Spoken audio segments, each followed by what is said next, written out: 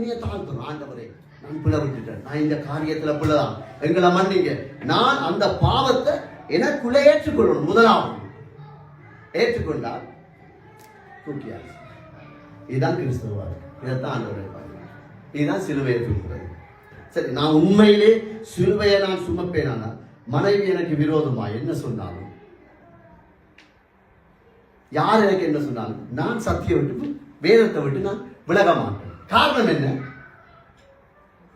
பரிசுத்த ஆவியானவர் விட மாட்டார். அவர் கடைசி வரை விட மாட்டார். அவர் என் முகத்தை நோக்கி பார்க்கிறவனை வெட்க முடிய செய்ய மாட்டார். எங்கேயாவது இருக்கா என் முகத்தை நோக்கி பார்க்கிறவனை நான் வாளாக்காமல் தலையாப்பில் இருக்கா? விசாதர்வன் இருக்கா? வீடு தருவன் இருக்கா? இல்ல. வெட்கம் என்றா என்ன? நீ பரிசுத்த குலைச்சல் அடைந்து, ஐயோ நான் பிசாசுக்கு ஏதுவானாய் மாறி